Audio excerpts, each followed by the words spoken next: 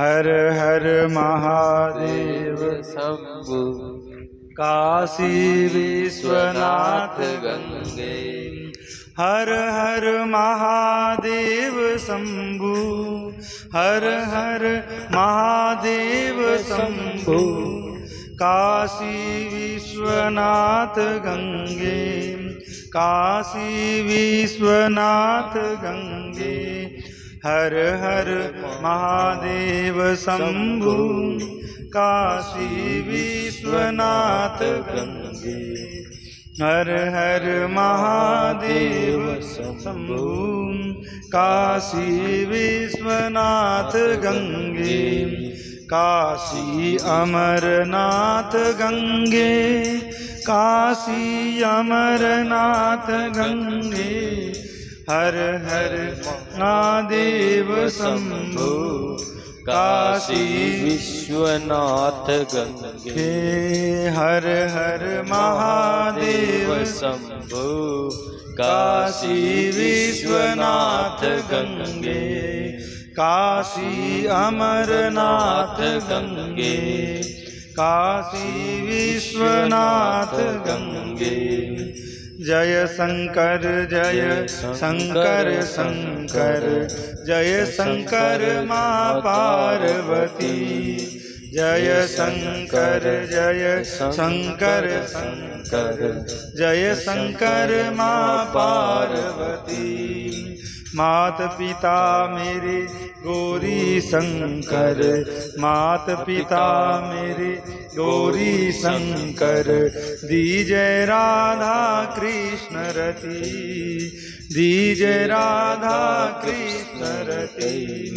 जय शंकर शंकर जय शंकर माँ पार्वती। शंकर माँ पार्वती सीताराम राधे कृष्णा सीताराम राधे कृष्णा।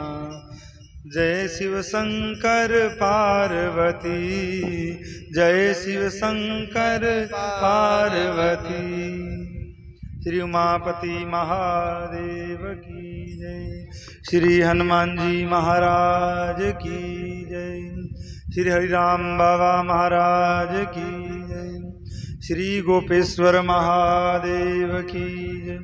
श्री आशेश्वर महादेव की जय। श्री चकलेश्वर महादेव की जय।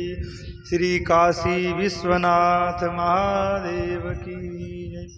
जय जय श्री सीताराम जय जय श्री राधे श्याम जय जय श्री राधे श्याम। तो भगवान शिव की कृपा की अनुभूति करते हुए कथा रूपी कृपा में स्नान करते हुए बारंबार उनको प्रणाम करते हुए वंदन करते हुए अपने हृदय में श्रद्धा का भाव कृतज्ञता का भाव लेते हुए आगे के प्रसंग में प्रवेश करें।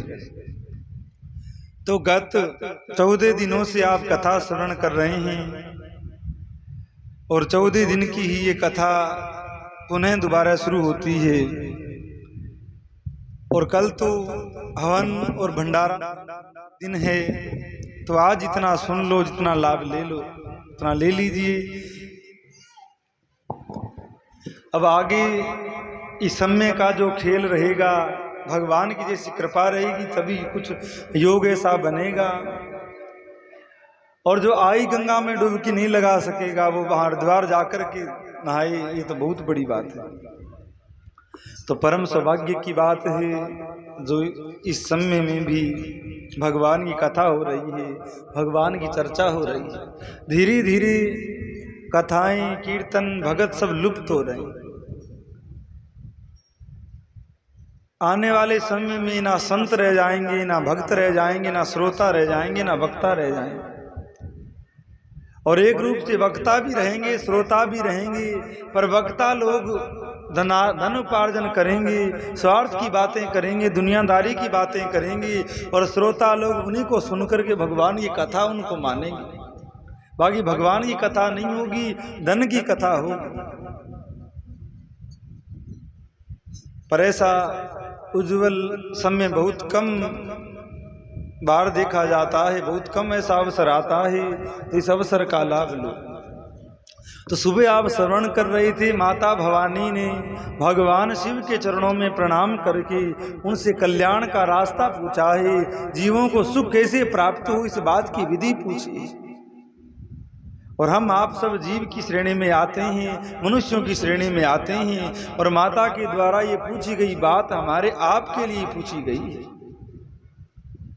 और माता भवानी तो स्वयं ही पूर्णा है, जग जननी है, भवानी है, भगवान शिव की अर्धांगिनी है, स्वयं ज्ञान रूपा है, वो क्या नहीं जानती है। पर उसने इसीलिए पूछा है कि लोग ऐरे गेरे की बात पर विश्वास नहीं करते हैं, पर कोई आदमी हाथ में गंगा जल लेकर के कह देता है कि ये बात सत्य है, आप मान लो, मैं गंगा जल लेकर कहता हूँ, तो भगवान शिव के तो सर पर ही गंगा है, और भगवान शिव जो बात कहेंगे उसको मनुष्य लोग मान लेंगे। इसलिए माता पार्वती ने शिव के मुख से पूछा है और शिव के मुख से सुनने की इच्छा करी है। ऐरा गेरा कुछ भी बोलता रहे, कौन ध्यान देता है। और वहीं कोई श्रेष्ठ व्यक्ति आकर कोई बात कहे तो लोगों का उस बात की ओर ध्यान जाता है, उस बात की ओर लोगों का मन जाता है और लोग उस कार्य को करते हैं। तभी भगवान शिव ही इस कथा के मुख्य वक्ता बने है और माता पार्वती श्रोता बनी है, और भगवान शिव के मुख से इस पावन कथा का प्राकट्य हुआ है, जो जीवों को आज भी तार रही है, पीछे भी तार रही थी, और आगे भी युगों युगों तक शिव कथा मनुष्यों का कल्याण करती रहेगी, जो इसका आश्रय लेंगे, जो इसकी शरण में आएंगे। तो माता ने पूछा था और भगवान शिव उसी का वर्णन कर रही थी और हमने विश्राम दिया था। भगवान ने 9 प्रकार की भक्ति का वर्णन किया था, अर्चनम, वंदनम, दास्यम, सख्यम, आत्म निवेदनम। इस प्रकार वर्णन करते हुए भगवान शिव ने कीर्तन की महिमा बताई। उसके साधन को श्रवण कहते हैं, जो हृदय आकाश के द्वारा, ध्यान दीजिए, जो हृदय आकाश के द्वारा मेरे दिव्य जन्म कर्मों का चिंतन करता हुआ प्रेम से वाणी द्वारा उनका उच्चारण करे या उनके नाम का कीर्तन करे, उसको कीर्तन भक्ति कहते हैं। वो साधन कीर्तन भक्ति है। और महिमा तो आपको विशेष बताई, कहाँ तक कहीं संसार तो सब कुछ मिल ही जाता है, कीर्तन करते करते एक दिन भगवान आ जाते। छत्रपति शिवाजी का नाम आपने सुना होगा, छत्रपति शिवाजी का नाम आपने सुना होगा, जो एक महान देश प्रेमी रहे, देश भगत रहे, अपने हमारे धर्म के लिए बहुत कुछ उन्होंने बलिदान किया। उनके श्री गुरुदेव थे श्री राम, समर्थ श्री राम तीर्थ जी महाराज, साक्षात बालाजी के अवतार थे। मारुति कवच रच करके 11 दिनों में उन्होंने बालाजी के प्रत्यक्ष दर्शन पाए थे, और साक्षात योगी यति थे। वो एक ही बात कहा करते कि राम नाम का आश्रय लो, श्री राम नाम का आश्रय लो, तुमको सब कुछ प्राप्त होगा। घर संसार ठीक रहेगा, मोक्ष चाहिए तो वो मिलेगा, कल्याण चाहिए तो वो मिलेगा, और जिसको ना मोक्ष मुक्ति कल्याण चाहिए उसको स्वयं भगवान मिल जाएगा। तो वो जहाँ कहीं जाया करते उस बात का विशेष प्रचार करते कि आप सब लोग कीर्तन करो। मने जो वृत्ति है वो विशेष रूप से कीर्तन के द्वारा ही सुधर सकती है, हमारी पकड़ में आ सकती है। अन्यथा मन हर समय ऐसे विचार, ऐसे कार्य करवाता है जिससे जीव जन्म जन्म नरकों की गति में पड़ा रहे, जन्म जन्म दुख भोगता रहे। ऐसा सबका मन है जो भले काम में बहुत कम लगता है और बुरे काम में हर समय रात दिन चिंतन करता रहता है। तो वो समर्थ राम तीर्थ जी कहा करते कि कीर्तन करो, जितना हो सके उतना कीर्तन करो। कीर्तन के प्रभाव से तुम्हारी मनोवृत्ति शुद्ध होगी, तुम्हारी बुद्धि शुद्ध होगी, और मन बुद्धि जब शुद्ध होंगे तभी शुद्ध ज्ञान तुम्हारे हृदय और बुद्धि में टिकेगा। शेरनी का दूध जैसे या तो वाके बेटा के पेट में टिकता है या सोने के बर्तन में टिकता है, अन्न घट करे विनाशन, अन्य बर्तन को वो फोड़कर धरती पर गिर जाता है। उसी प्रकार कथा रूपी जो दुग्ध है, कथा का जो सार है, वो किसी तपे हुए हृदय में, शुद्ध हृदय में टिकता है। हर कोई इस रस को धारण नहीं कर सकता। तो वो कहीं कोई गांव में सत्संग कर रहे थे, ध्यान पूर्वक सुनिएगा, कहीं गांव में सत्संग कर रहे थे। उन्होंने कहा कि अरे भाई कीर्तन करो, कीर्तन से भगवान मिला करते हैं। कुछ देर वो सत्संग करते, लोगों को नई नई कथाएं सुनाते और विश्राम में कीर्तन करते। महान योगी सिद्ध पुरुष वो थे। एक दिन उन्होंने कहा कि भगवान सत्संग से मिला करते हैं। तो लोग महीने भर से सत्संग सुन रहे थे। उन्होंने संशय किया, प्रश्न किया कि महाराज हमको महीना भर हो गया कथा सुनते हुए, आप कहते हो सत्संग से भगवान मिलते हैं, हमको तो आज तक नहीं मिले, हमको तो आज तक भगवान नहीं दिखे हैं, हमारी तो उम्र ही बीत रही है कथा सुनते हुए, सत्संग सुनते हुए। तो स्वामी जी ने उत्तर दिया, भगवान सत्संग से तो मिला करते हैं पर शुद्ध सत्संग से मिला करते हैं। भगवान सत्संग से तो मिला करते हैं पर शुद्ध सत्संग से मिला करते हैं। लोगों ने कहा तो कैसी बात कर रहे हो, सत्संग ही करवानी है तो शुद्ध करवाइए, फिर अशुद्धि क्यों करवानी? आप करवा ही रहे हो सत्संग तो फिर शुद्ध ही करवाओ जिससे भगवान मिले। तो स्वामी जी ने कहा कल शुद्ध सत्संग होगा और कल भगवान आएंगे, कल भगवान अवश्य प्रकट होंगे, कल हमारे यहाँ पर शुद्ध सत्संग होगा। तो इस बात की उन लोगों में बड़ी चर्चा हुई। बात धीरे धीरे पूरे गांव में फैली और गांव में फैलकर पूरे इलाके में फैल गई। अब लोगों को बड़ा हुआ बना कि आज तक हमारे बाप दादाओं ने भगवान को नहीं देखा, हम भी मरे जा रहे हैं, कम से कम भगवान को तो देख ही नहीं। तो कुछ लोग तो भगवान के दर्शन के लिए आए, कुछ लोग तमाशा देखने के लिए आ गए कि देखते हैं भगवान आते हैं कि नहीं आते। कई ऐसे भी आ गए बोले भगवान भगवान कुछ होता नहीं है, कोई आएगा नहीं तो देखेंगे महाराज क्या करता है। तो महाराज जी ने कहा था कल सत्संग होगा, पूरे गांव के गांव इकट्ठे हो गए, बहुत भीड़ हो गई। अब स्वामी जी जैसे ही आकर आसन पर बैठे तो रोज तो मंगलाचरण करके और नई नई कथाएं सुनाते। आज आते ही बैठे और बैठते ही श्री राम जय राम जय जय राम, श्री राम जय राम जय जय राम का कीर्तन शुरू कर दिया। अब लोग सोचने लगे कि कब महाराज जी सत्संग करे, कब भगवान आए। पर घंटा बीता, 2 घंटा बीते, 5 घंटा बीत गए, स्वामी जी तो श्री राम जय राम जय जय राम, श्री राम जय राम जय जय राम एक ही नाम का कीर्तन कर रहे हैं। लोगों ने कहा भगवान भगवान कुछ नहीं आने वाले। बाबा ने ऐसी भीड़ इकट्ठी करने के लिए बोल दिया, ऐसे करके 2-4 उठकर चले गए। कुछ देर बोले अरे कुछ देर और बैठते हैं, फिर बोले कि महात्माओं का कोई अता पता नहीं है, इनके तो काम है नहीं है, श्री राम जय राम जय जय राम, श्री राम जय राम जय जय राम कर रहे हैं, अपने 20 काम है। धीरे धीरे करके लोग जाने लग गए। मध्य रात्रि आ गई पर स्वामी जी तो बस श्री राम जय राम ही कर रहे हैं। लोगों ने कुछ देर तो देखा कि महाराज जी कोई कथा बताएं, शुद्ध सत्संग होए तो भगवान आए। पर आखिर में कौन इतना विश्वासी होए, किसके मन में इतनी दृढ़ श्रद्धा हो कि बैठा रह जाए। धीरे धीरे सब लोग चले गए। अब महात्मा जी बेसुध है और एक ही नाम की धुन लगाए हैं। लोग धीरे धीरे सब चले गए हैं पर महात्मा जी को कोई अता ही नहीं है कि लोग चले गए। और जब कीर्तन होते होते मध्य रात्रि आई है, साक्षात श्री रामचंद्र भगवान, श्री सीता जी और हनुमान जी प्रकट हुए हैं और कहा स्वामी जी दर्शन करिए, आप पलके खोलिए, हम आ गए हैं, आप हमारा कीर्तन कर रहे हो। स्वामी जी ने आंख बंद बंद किए कहा अरे लोगों सब भगवान के दर्शन करो। भगवान मुस्कुराए, स्वामी जी किसको कह रहे हो, यहाँ तो कोई है ही नहीं। भी लोगों ने 2-3 घंटे तो देखा, लगता है बाबा जी के दिमाग में बुखार चढ़ गया, जो एक एक नाम ले रहे हैं। तो सब लोग चले गए। राम जी ने कहा आंखें खोलो, स्वामी जी ने आंखें खोल कर देखा, एक बंदा भी नहीं है, चिड़िया भी नहीं बैठी है। राम जी ने कहा कि किसका इतना विश्वास है, किसके मन में इतना धैर्य है, जो मेरा नाम लेकर इतनी देर रुकता, मैं सबको दर्शन देता, आता तो मैं अवश्य, क्योंकि आप संत हैं और जहाँ मेरा नाम का कीर्तन होता है वहाँ मैं अवश्य पधारता। पर लोगों में इतना धैर्य कहाँ है कि वो इतनी देर एक साथ राम राम राम राम राम राम कर सके, जिससे वो भगवान का दर्शन मिले। थोड़ी देर किया, मन हुआ, अरे बहुत देर हो गई माला फेरते हुए, चाय पी लेते हैं, बहुत देर हो गई माला फेरते हुए, नहीं पड़ोसी के यहाँ जाकर कुछ नई अताई कराते हैं, कोई बातें कराते हैं, नहीं टहल लेते हैं। पर जहाँ किसी भगत ने एक आसन पर बैठ करके एक नाम की धुन लगाई है, तो वो बंसी वाला, वो धनुष वाला, वो बागंबर पहनने वाला प्रकट हो जाता है और दर्शन दे देता है। इनके कीर्तन में कितनी बार भगवान शिव आकर के नृत्य किए थे, कितनी बार बालाजी ने आकर नृत्य किया था और इनको दर्शन दिया था।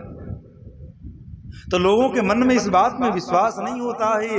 अब ये जो चल रही सत्संग है, पर शुद्ध सत्संग क्या है? आप सत्संग सुनकर के, ज्ञान प्राप्त करके, राम नाम में अपने मन को लगाकर अपने घर में बैठकर कीर्तन करो, वही शुद्ध सत्संग है। और उस सत्संग के द्वारा भगवान मिला करते हैं।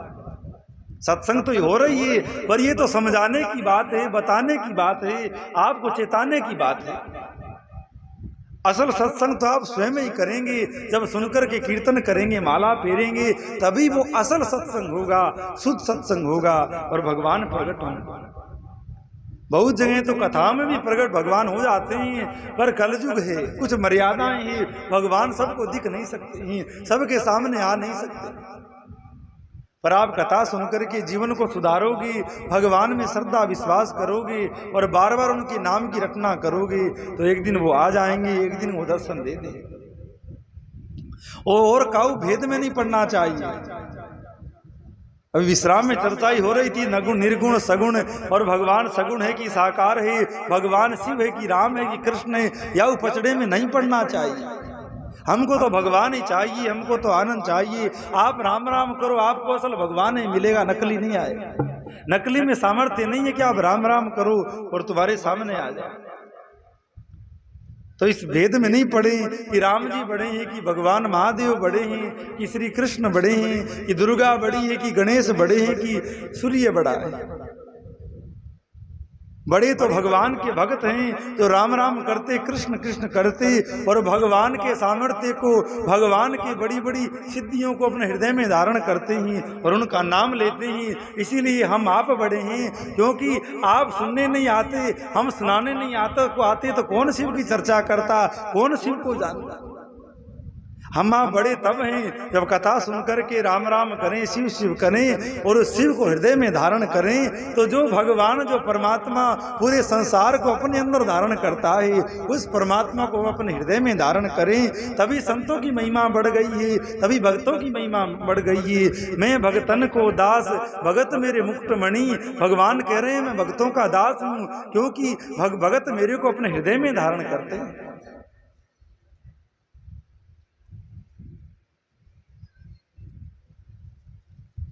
तो शुद्ध सत्संग करना चाहिए, भगवान का कीर्तन करना चाहिए, और कीर्तन के द्वारा अपने मनोवृत्ति को, चित्त वृत्ति को शुद्ध करके और अपना कल्याण करना चाहिए। यही अंतिम बात है, यही जीवन का लक्ष्य है। अगर इतनी बात समझ में आ गई तो 15 दिन तो बहुत होते हैं। एक कितनी बातें बताई गई और इतनी बात समझ में नहीं आई तो हमने देखा है श्रोताओं की उम्र बीत जाती है सत्संग सुनते हुए, प्रवचन करते हुए, इतनी सी बात समझ में नहीं आती।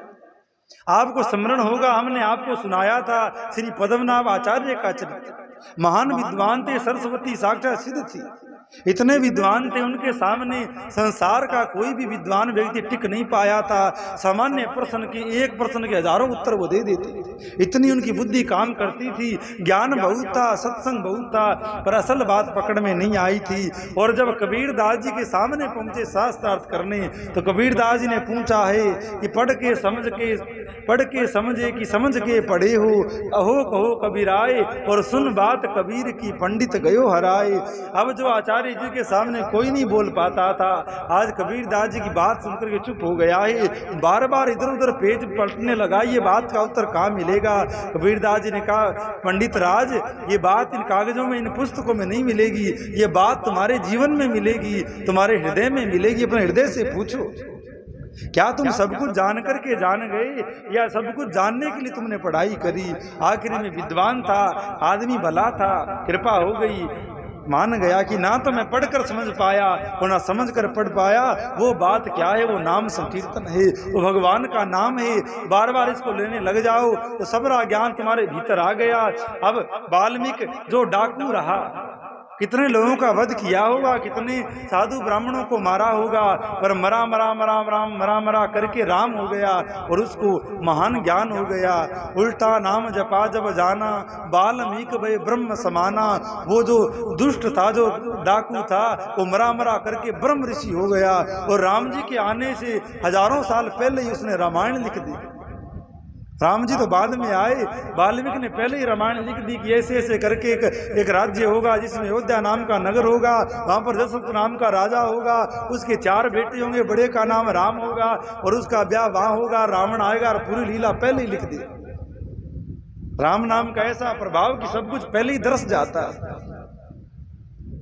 जो कुछ जानना चाहो, जो कुछ पाना चाहो, सब राम नाम से प्राप्त हो जाता है। इससे बड़ा कोई उपाय हो नहीं सकता है जीव के कल्याण के लिए, जीव के सुख के लिए, जीव के आनंद के लिए।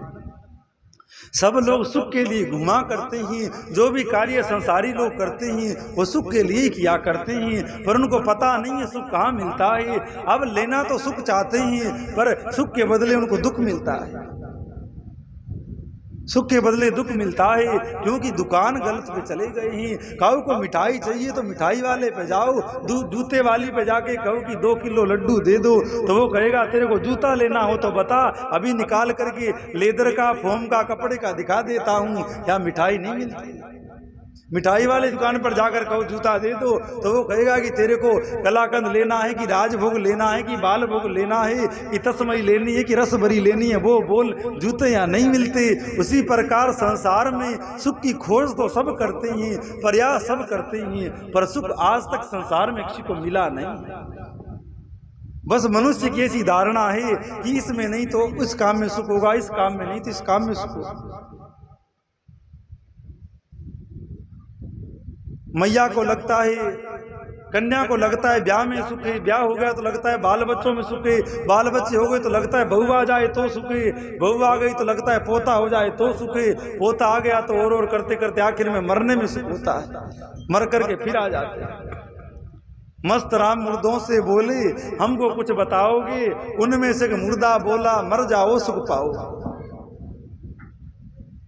तो संसार में कहीं भी सुख नहीं है, सुख है तो भगवान के नाम में ही। वो चाहे तो आप संसार में रह करके ले सकते हो, या संसार से ऊपर उठ करके ले सकते हो। साधु लोग संसार से अलग होकर के, संसार से ऊपर उठ करके राम नाम का सुख लेते हैं, और संसारी लोग संसार का पालन करते हुए, बाल बच्चों पशुओं का पालन करते हुए राम राम करके उसका सुख लेते हैं। तो असल सुख राम के नाम में है, भगवान के भजन में है, भगवान की भक्ति में है। अन्यथा संसारी लोग कोई कार्य कर ले, आज तक कोई ऐसा बंदा नहीं मिला इसको पूर्ण सुख की प्राप्ति हो गई हो, वो कहता हो कि मुझे अब कुछ नहीं चाहिए। अब मोदी जी भी देश के प्रधानमंत्री बन गए हैं, फिर भी उनका भी मन टिका नहीं है, कभी आओ देश में, कभी आओ देश में घूम रहे हैं, उनको भी शांति नहीं है, तो हमारे आप को कहाँ मिले। तो शांति राम जी के नाम में है, शांति राम जी के भजन में है। अन्यथा कहीं शांति लेने जाओगी तो और अशांत हो जाओगी, दुखी तो पहले ही बहुत थे और दुखी हो जाओगी। तो संसार के कार्य करते हुए जैसा हो गया उसमें राजी रहो और भगवान का भजन करो, तो विशेष आनंद होगा, विशेष सुख होगा। तो भगवान भोलेनाथ संकीर्तन की महिमा कहते हुए बता रहे हैं माता अंबिका पार्वती को कि कलयुग में कीर्तन ही सार है, और मनुष्यों को चाहे सब लोग बैठकर करो चाहे एकांत में करो। खाली आपको बता नहीं रहे हैं, चाहे एकांत में बैठकर करो चाहे अकेले बैठ करके करो, कीर्तन अवश्य करना चाहिए। और भक्ति भावना में कभी भी दिखावे की भावना नहीं आ जाए, अन्यथा कीर्तन दूषित हो जाता है, भक्ति दूषित हो जाती है। मैं तो माला फेरता हूँ, माला लिए गली में फिर रहा है, देखो देखो माला फेरता हूँ, तो वो माला माला नहीं है। तिलक लगाओ, नाटक करो भक्ति का, वो भक्ति नहीं है, भक्ति छुपाने का विषय। ठीक है, तुम्हारा भगवान में प्रेम है, तिलक तुमने लगाया है तो भगवान को दिखाने के लिए लगाओ, लोगों को दिखाने के लिए नहीं लगा। ऐसे तो कभी माला फेरेंगे नहीं, कोई करेंगे नहीं विशेष, और कोई भीड़ हो और हो तो वहाँ नाटक करेंगे कि हम बड़े भगत हैं, तो ऐसी भक्ति से कुछ नहीं होने वाला। नाचे गावे चित्र बनावे, काव्य करे चटकीली, सांच बिना हरि हाथ न आवे, इनकी रहनी ढीली। सच्चाई के साथ, ईमानदारी के साथ जब तक भजन नहीं बनेगा तब तक हरि हाथ में नहीं आने वाले हैं। नाटक से कुछ नहीं हो सकता। तो ईमानदारी से कीर्तन करो, भजन करो, सब कुछ प्राप्त हो सकता है। मुझ नित्य महेश्वर को सदा सर्वत्र व्यापक जानकर जो संसार में निरंतर निर्भय रहता है, उसी को स्मरण कहा गया है। एक कीर्तन के बाद स्मरण भक्ति है। कीर्तन तो कुछ समय, कुछ देर बैठकर कीर्तन करो, और स्मरण भक्ति हर समय हो सकती है। अर्थात भगवान महादेव कहते हैं कि मनुष्य कहीं पर रहे, हर जगह मेरी उपस्थिति का भाव करे, मैं वहाँ पर हूँ ऐसा भाव करे, तो मनुष्य निर्भय होकर धरती पर विचरण कर सकता है। जो इस भाव से विचरण करता है कि हर जगह भगवान है, सब जीवों में भगवान है, वही सुमरण भक्ति है, वही सुमरण करने वाला भक्त है। अन्य उद्देश्य से लेकर के हर समय सेव्य की अनुकूलता का ध्यान रखते हुए हृदय और इंद्रियों से जो निरंतर सेवा की जाती है वही सेवन है। सुबह उठने से लेकर के रात्रि सोने पर्यंत जो भगवान के चिंतन में भगवान की सेवा करता है वो ही भगवान की सेवन भक्ति है, उसी को भगवान सेवन भक्ति मानते हैं। अब आप लोग घर गृहस्थी का काम करते हो तो काम तो अवश्य करिए, पर भावना यही करिए कि मैं भगवान का कार्य कर रहा हूँ। क्या कर रहे हो? बोले भगवान का काम कर रहा हूँ। कहाँ रहते हो? बोले भगवान के मंदिर में। और किन की सेवा करते हो? बोले भगवान के भक्तों की, भगवान के जीवन। संसार की सेवा करो, बाल बच्चों की सेवा करो, पशुओं की सेवा करो और मन में भाव करो ये सब मुझे भगवान ने दिया है और भगवान के संबंध के नाते मैं इनकी सेवा करता हूँ। बाकी मुझे इनसे कुछ नहीं चाहिए, मुझे तो भगवान से चाहिए। भगवान ही दे सकते हैं, दुनियादारी क्या दे सकते हैं। तो इस भाव से अगर संसार में रहकर भी सेवा करो तो संसारी मनुष्यों का भी सहज में ही कल्याण हो सकता है, संसार भी ठीक से चल सकता है, घर गृहस्थी भी ठीक से चल सकती है। और जिस कार्य के लिए आप हम यहाँ संसार में जन्म लेकर आए हैं वो कार्य भी हमारा बन सकता है। तो इस प्रकार सुंदर सुंदर युक्ति भगवान शिव माता अंबिका के द्वारा हम लोगों को बता रहे हैं। सदा प्रिय संपादन करता है, अपने प्रभु का किंकर समझकर, अर्थात अपने को भगवान का दास समझ करके हृदयामृत के भोग से स्वामी का सदा प्रिय संपादन करता है, उसको दास्य भक्ति कहा जाता है। जो भगवान को स्वयं को भगवान का दास मान करके और नित्य निरंतर उन्हीं का ही कार्य करता है, उन्हीं का चिंतन करता है और उनसे प्रेम करता है, वो भगवान का दास्य भक्त है। और सबसे ऊंची भक्ति दास भक्ति है। हनुमान जी भी दास भक्ति को करते हैं। दासो हम कौशलेंद्र से, हनुमान जी के अनेकानेक ग्रंथ हैं, अनेकानेक चर्चाएं हैं, पर कहीं पर हनुमान जी ने ये नहीं कहा कि मैं भगवान हूँ।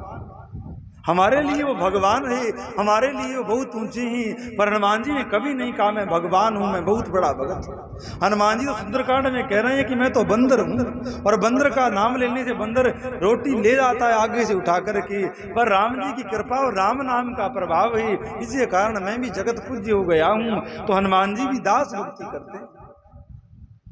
दास्य भक्ति सर्वश्रेष्ठ है। सब जीव भगवान के दास हैं। जीवे स्वरूपे होए नित्य कृष्ण और दास।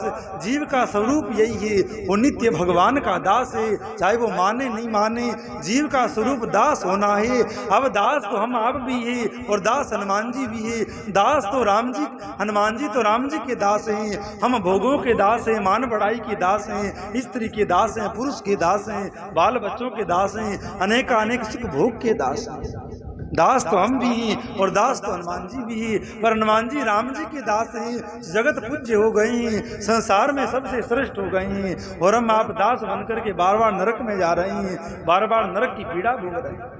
तो दास बनना है तो भगवान का बनिए, दास्य भक्ति करनी है तो भगवान की करिए, अन्यथा हर संसार का व्यक्ति दास्य भक्ति करता है और वो करता संसार की है। कोई व्यक्ति ऐसा नहीं है जो किसी न किसी का गुलाम नहीं हो, किसी न किसी का दास नहीं हो। आप विचार करिए स्वयं।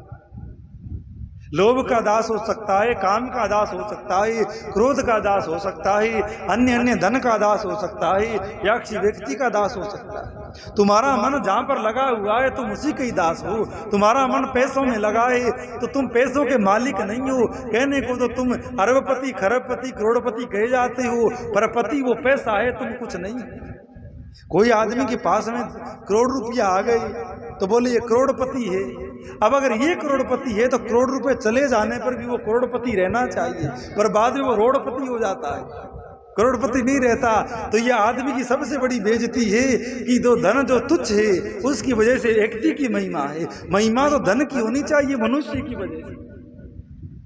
आप समझिए बात को। जिस प्रकार भी महिमा व्यक्ति की होनी चाहिए, मनुष्य की होनी चाहिए, क्योंकि मान मनुष्य कमाता है, धन मनुष्य कमाता है, कीर्ति मनुष्य कमाता है। पर संसार का रूप देखिए, मनुष्य ने धन कमाया पर महिमा धन की हो गई, मनुष्य की नहीं हुई।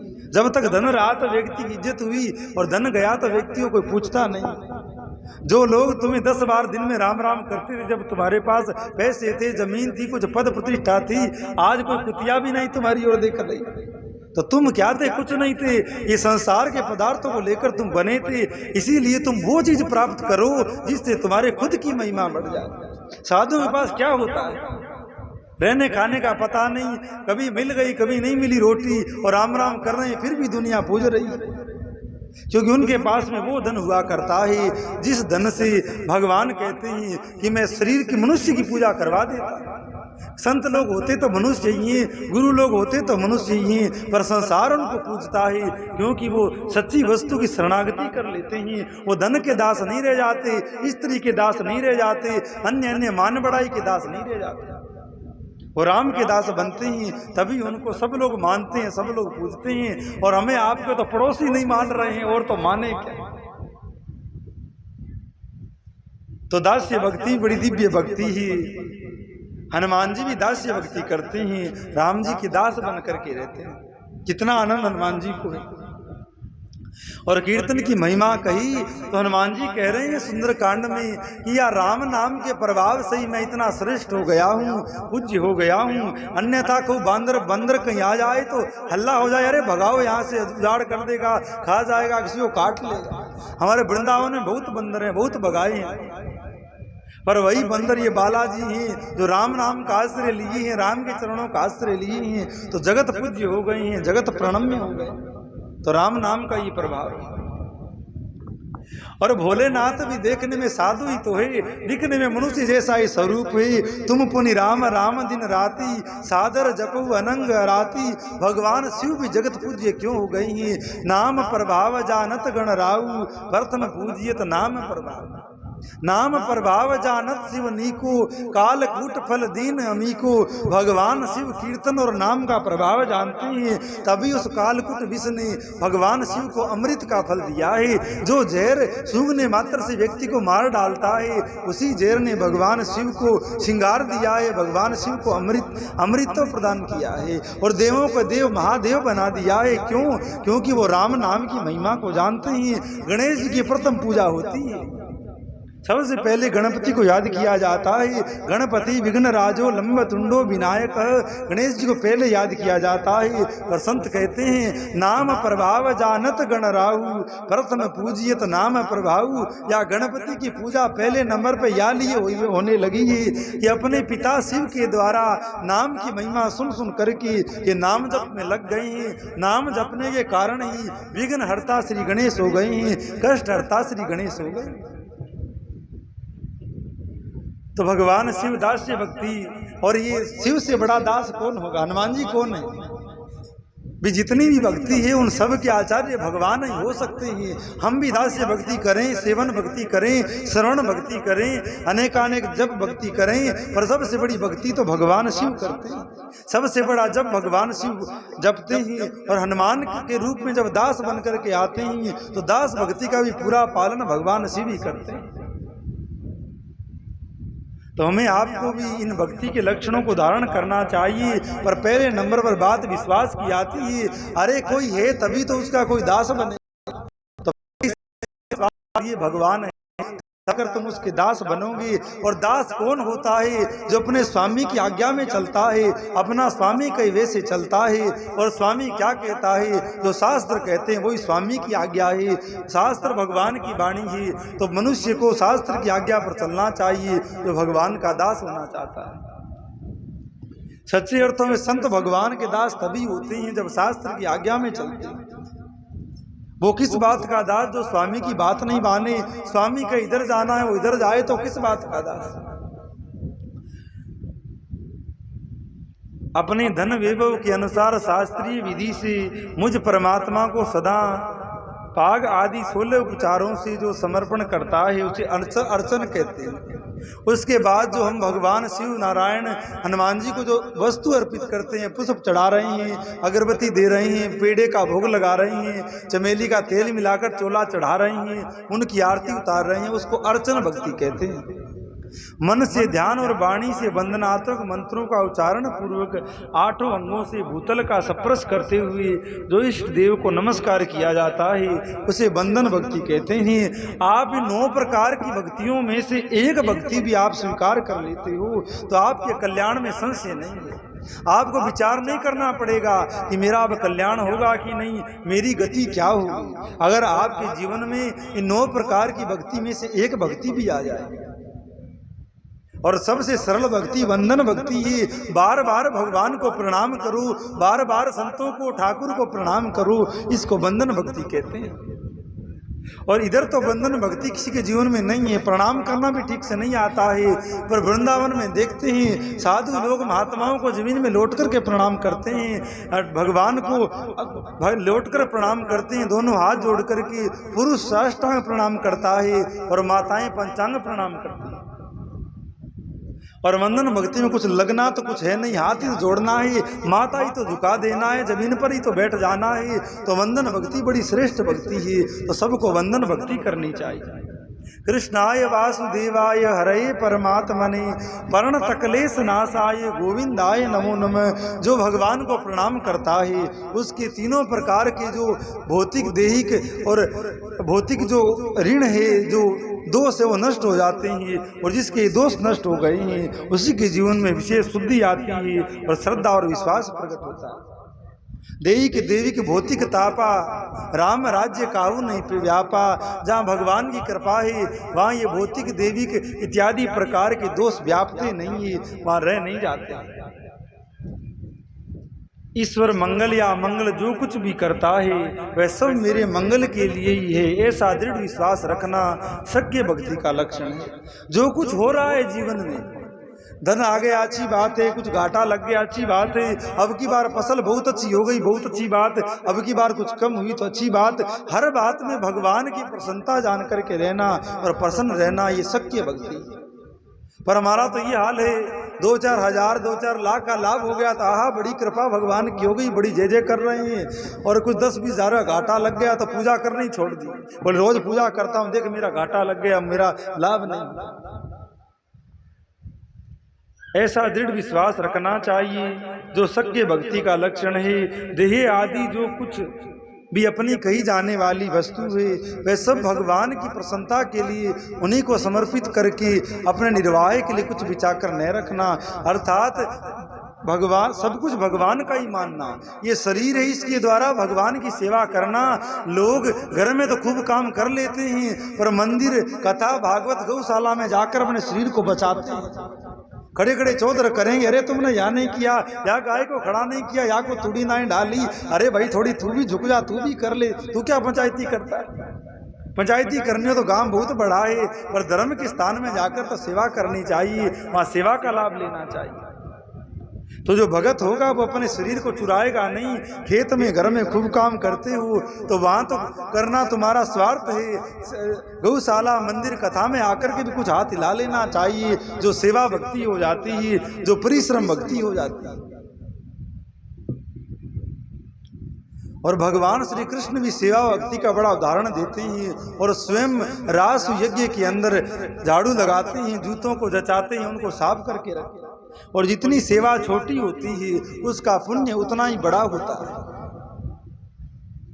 पर हम अपने आप को बचाते हैं, बड़े सभ्य बनते हैं, अरे मैं यहाँ झाड़ू थोड़ी लगाऊं, मेरे को तुम जानते नहीं हो, मैं जूते क्यों उठाऊं, मैं गद्दे क्यों उठाऊं, मैं दरी क्यों बिछाऊं।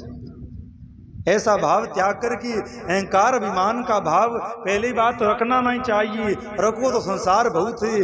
धर्म कर्म स्थान पे जाकर के तो बिल्कुल विनम्र हो जाना चाहिए, बिल्कुल दीन हो जाना चाहिए। और पूछो मत कि क्या काम करूं, जो दिखे उसी काम में लग करके पुण्य प्राप्त करें। पर इस मामले में सरदार लोग, सिख लोग बहुत आगे हैं। गुरुद्वारे में देखते हैं बहुत पैसे के मामले में, पद प्रतिष्ठा के मामले में आगे होते हैं, पर जब अपने धर्म स्थान में गुरुद्वारे में जाते हैं तो अपने हाथ से बर्तन मांजते हैं, अपने हाथ से पोछा लगाते हैं, अपने हाथ से झाड़ू लगाते हैं।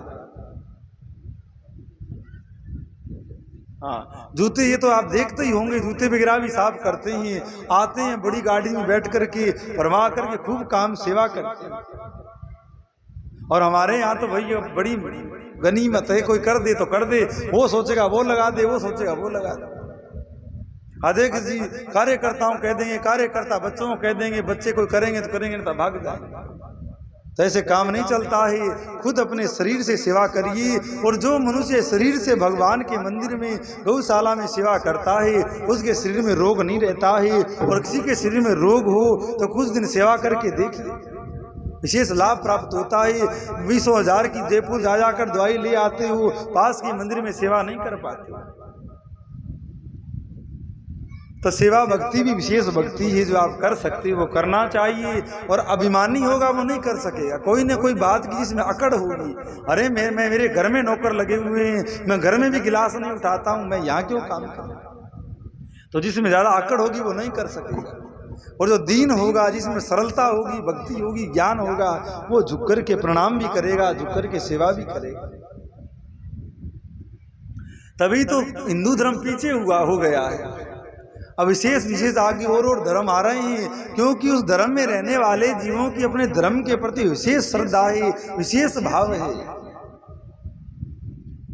अब विशेष क्या चर्चा करें, 2-3 प्रसंग और सुनाने थे, समय तो आज हो गया है। तो भगवान शिव की कृपा का अनुभव करते हुए आगे के प्रसंगों में ध्यान दें। ये मेरी भक्ति के 9 अंग हैं जो भोग मोक्ष प्रदान करने वाले हैं। इनसे ज्ञान का प्राकट्य होता है तथा ये सब साधन मुझे अत्यंत प्रिय है। मेरी भक्ति के बहुत से उपांग भी कहे गए हैं, जैसे विलव आदि का सेवन। इनको विचार से समझ लेना चाहिए। जिससे ये आपको भी सुनाइए तो 9 प्रकार की मुख्य भक्ति हुई। इसके बाद इस भक्ति के छोटे छोटे अंग भी बहुत हैं, जैसे बेलपत्र लगाना, उसकी सेवा करना, पीपल लगाना, उसकी सेवा करना, तुलसी लगाना, उसकी सेवा करना, साधु ब्राह्मणों का आदर करना, नित्य मंदिर आना, जल चढ़ाना, अर्पित करना, ये सब भक्ति के उपांग है, अंग के भी अंग है। फिर ये इस प्रकार मेरी सांगोपांग भक्ति सबसे उत्तम है।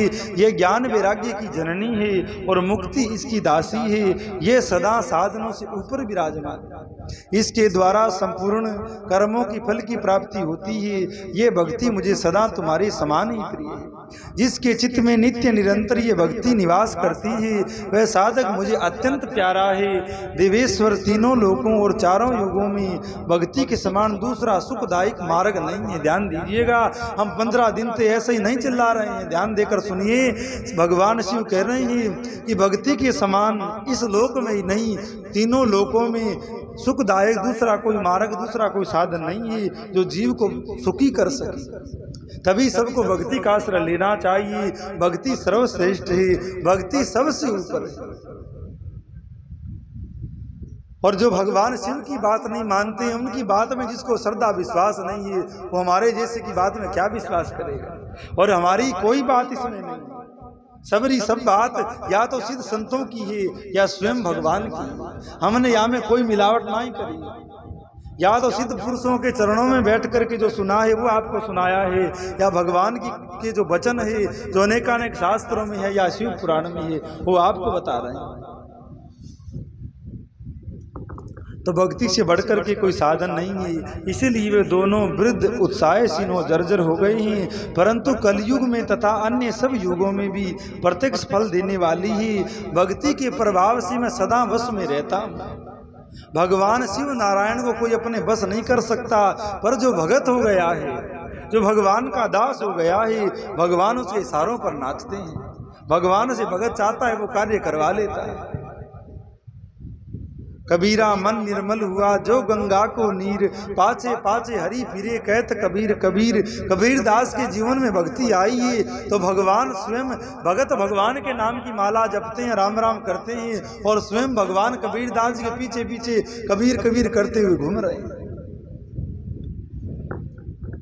संसार में जो भक्तिमान पुरुष है उसकी मैं सदा सहायता करता हूँ, उसके सारे विघ्नों को दूर हटाता हूँ। उस भगत का जो शत्रु होता है वो मेरा भी शत्रु होता है। ध्यान दीजिए, भगत का जो शत्रु है वो मेरा भी शत्रु है, ऐसा भगवान कह रहे हैं। इसमें संशय नहीं है। देवी अपने भक्तों का रक्षक हूँ।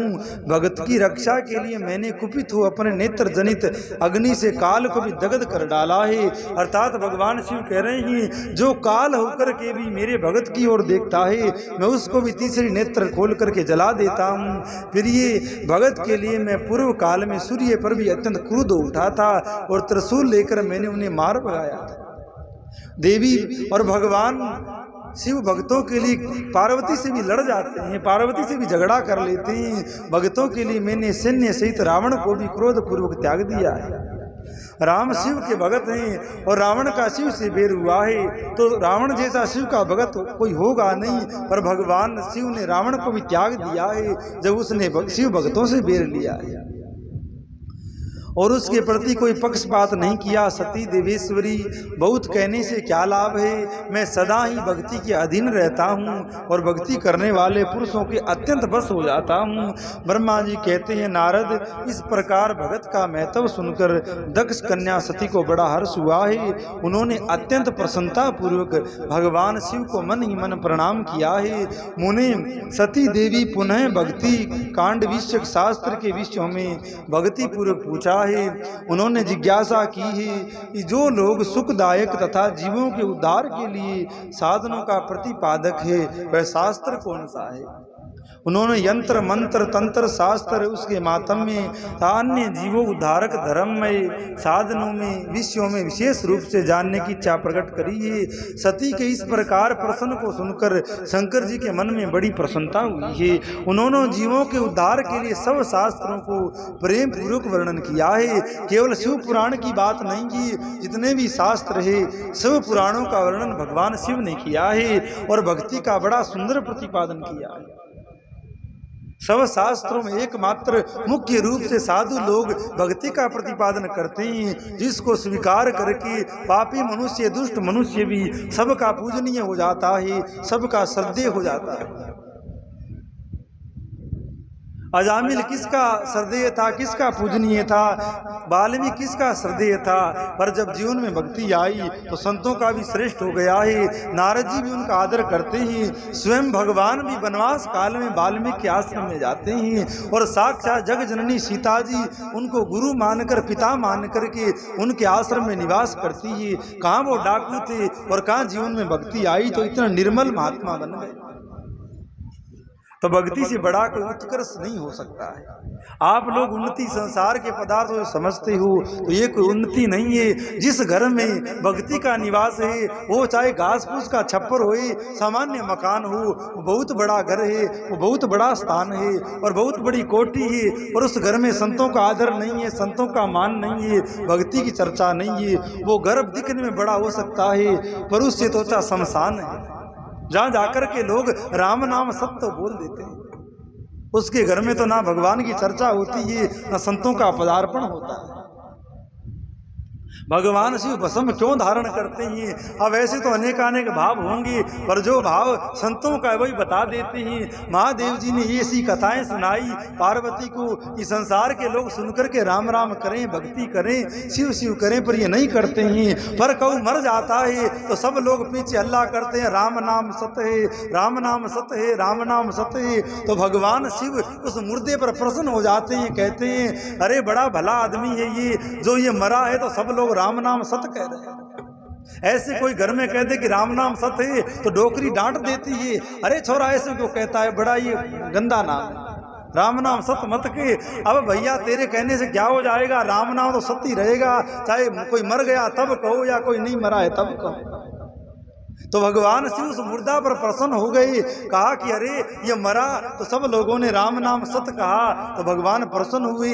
उसके बाद जब मुर्दे को जलाया गया तो सब लोग चुप हो गए, अब कोई राम नाम सत्य नहीं बोलता, चुपचाप सबरे की सबरे जलाकर घर आ गई। भगवान शिव आश्चर्य करते, अरे जब इसको ले जा रहे थे तो सब राम नाम सत्य बोल रहे थे, अब एक भी आदमी राम का नाम नहीं लेता है, सब या तो दुनियादारी की बात करते हैं या मुंह लटकाए घर पे आ जाते हैं, अरे कोई राम का नाम क्यों नहीं लेता है। तो भगवान शिव प्रसन्न होकर उस मुर्दा की राख की ओर देखते हैं कि देखो इस मुर्दे की वजह से ये जब था तब सब राम राम कर रहे थे, अब ये जल गया तो कोई राम राम नहीं करता है। तो उसकी भस्म को लगाकर उठाकर माथे लगाते हैं, ये जब था तब लोग राम नाम सत्य बोल रहे। तो राम नाम तो सत्य है, चाहे कभी लो कभी नहीं लो, राम नाम हर समय सत्य रहेगा।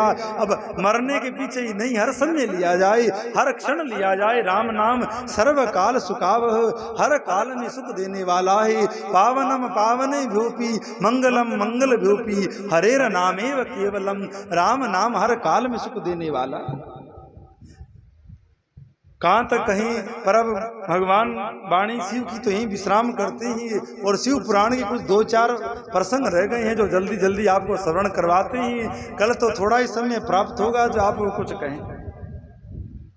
भगवान शिव का सती के साथ में ब्याह हुआ है, कई वर्ष बीते ही। एक बार त्रेतायुग माही, शंभु गए कुमज सिपाही। एक बार भगवान शिव के मन में आई ये कैलाश में बैठे बैठे कि बहुत दिन हो गए कथा नाए सुनी, तो कथा सुननी चाहिए।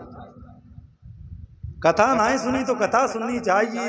भगवान शिव अपना कमंडल सोटा संभालने लगे। पार्वती ने देखा कि भगवान क्या कर रहे हो, कहाँ जाने की तैयारी हो रही है। भगवान शिव ने कहा री तेने टोक दिया, कोई शुभ काम के लिए ले जाएं तो टोकना नहीं चाहिए।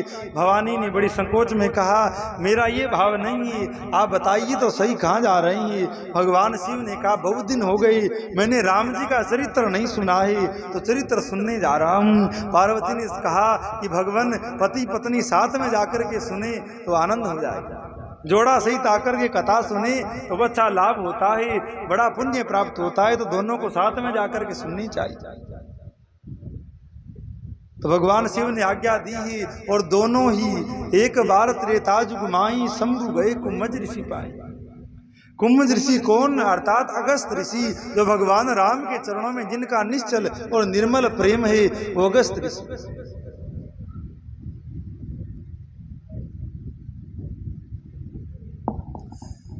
तो अगस्त ऋषि के आश्रम में भगवान शिव और माता सीता पार्वती आई है। और जैसे अगस्त को पता लगा है कि साक्षात परमात्मा शिव भोलेनाथ मेरे द्वार पर आए हैं, तो जाकर आरती की थाली सजाई है और भगवान की आरती करी। पूजे ऋषि अखिलेश्वर जानी, संग सती जग जननी भवानी। ऋषि ने अखिलेश्वर जानकर, परमात्मा जानकर के भगवान भोलेनाथ और माँ पार्वती की आरती उतारी है। प्रसंग बड़ा गूढ़ है, रहस्य भरा है, ध्यान पूर्वक सुनिएगा। लास्ट में कोई बात कही जाती है वो सार भरी होती है, ध्यान पूर्वक सुनिएगा। तुलसीदास जी ने जीवन भर कथा कही, जीवन भर लोगों को अनेकानेक प्रसंग सुनाए। नित्य नियम उनका हुआ करता, रोज आकर उस टाइम विराजते, लोगों को कथा कहते और कथा विश्राम होती तो बताते कल ये बताएंगे, परसों ये बताएंगे। तो लोग जानते कि हाँ कल कथा होगी। पर एक दिन ऐसा आया, आज तुलसीदास जी काफी वृद्ध हो गए हैं, लोगों से कुछ कहा नहीं कि कल क्या सुनाएंगे। गुणी लोग थे, राम कथा सुन सुनकर सब ज्ञानी और सब भगत हो गए थे, तो सब ने जान लिया। अब लगता है स्वामी जी की तैयारी है, हमारी तैयारी नहीं है, तुलसीदास जी बता रहे हैं स्वामी जी की तैयारी है। हम तो अभी कई साल और प्रचार करेंगे, कई साल और भगवान की कथा भक्तों को सुनाएंगे। वैसे तो आनंद है, जब भगवान की मौज हो तो ले जाए, पर शरीर की ज्यादा अवस्था नहीं है, तो इस हिसाब से कह रहे हैं कि अभी कुछ दिन और रहेंगे। तो तुलसीदास जी ने कहा कुछ बताया नहीं, तो लोगों ने जान लिया लगता है स्वामी जी की तैयारी है। सबने आकर प्रणाम किया, पूछा आपने जीवन भर राम कथा सुनाई, कृष्ण का भी चरित्र हमको बताया, विनय पत्रिका, हनुमान अष्टक इत्यादि आपने बताए, अब आप इन सब का सार हमको बता दीजिए। तुलसीदास जी ने कहा लाखन की एक बात, वैसे तो विश्राम कल है, पर क्या पता कल प्रवचन में टाइम मिले नहीं मिले, इसलिए आज ही कह देते हैं। लाखन की एक बात तुलसी कहत जात, जीवन जो सुधारो चाहे राम नाम लीजिए, राम नाम लीजिए। तुलसीदास जी ने कहा मैंने इतनी कथा करी, इतने प्रसंग सुनाए, सब बातों की एक बात है, लाखन की एक बात तुलसी कहत जात, जीवन जो सुधारो चाहे तो राम नाम लीजिए। उसी प्रकार ये प्रसंग थोड़ा विशेष है, आप ध्यान से सुनिएगा। भगवान शिव और पार्वती दक्ष के यहाँ पधारे हैं और भगवान शिव ने बड़ी ही दीनता धारण करके अगस्त ऋषि से कहा है कि संत भगवान आप हमको भगवान राम का चरित्र सुनाइए। ये शिव पुराण की कथा कह रहे हैं। अब लोगों को ये भी भ्रम था, बोले महाराज तो राम कृष्ण की बात ही करता है, शिव की बात ही नहीं करता, कोई चरित्र ही नहीं सुनाता। तो महाराज भले आदमी हो, आप बड़े विद्वान हो, जितनी कथाएं सुनाइए सब या पुराण से उठा उठा करके कहिए, पर विद्वानों का यही तो झमेला होता है। कथा तो यहीं से ही कह रहे हैं, पर विशेष सुंदर तरीके से कहें तो वो लगता है पता नहीं कौन से ग्रंथ से बोल रहे हैं। कई बार विद्वान होना भी झमेला हो जाता है। कहूँ ब्राह्मण की बेटी थी, बहुत विद्वान थी, बड़े बड़े ब्राह्मण आते, शास्त्रार्थ करती उसके साथ और उनको हरा देती। अब सबरे ब्राह्मण परेशान हो गए, बोले या ब्राह्मण की बेटी सब ब्राह्मणों को शास्त्रार्थ करके हरा देती है और बड़ी बेइज्जती करती है, इसके साथ ऐसा करो उम्र भर याद रखे, इसका ब्याह ऐसे कोई ब्राह्मण के साथ करवाओ जो महामूर्ख। तो ब्राह्मणों ने खोज करी कि कोई महामूर्ख खोज करके लाएं, तो ब्राह्मण इधर उधर गए तो जंगल में कहीं पहुंचे, तो कोई गाय चराता हुआ एक व्यक्ति मिला जो ब्राह्मण था, उसी पे डाली पर बैठा और वही काट लिया था। तो ब्राह्मणों ने कहा भले आदमी उसी पे बैठे हो, वही काट रहे हो, ऐसा क्यों कर रहे हो? तो उल्टा पलटा जवाब दिया, तुम्हारा क्या लेता है, हाथ पैर मेरे टूटेंगे, नहीं गिरूंगा ऐसे। तो ब्राह्मणों ने जाना कि महामूर्ख यही है, उतारो इसको। अब वो मूर्ख था, थोड़ा ठीक था, शरीर में ब्राह्मण शरीर था। कहा तेरा ब्याह हुआ है कि नहीं हुआ है? बोले ब्याह तो नहीं हुआ है। बोले तेरा करवा देते, नीचे उतर। अब ब्याह का सुनते ही तुरंत नीचे आया, बोले करवा दो, मूर्ख को कौन अपनी बेटी ब्याहे। तो उन ब्राह्मणों ने क्या विचार किया, बोले कहा देखो ब्याह तो हो जाएगा पर हम कहीं वैसे वैसे करो। बोले ब्याह हो जाना चाहिए, आप कहो वैसे ही कर लेना। आजकल तो बड़ी मारा मारी है, क्या चर्चा कर। तो बोले ब्याह हो जाना चाहिए, आप कहो कोई उपाय कर लेंगे।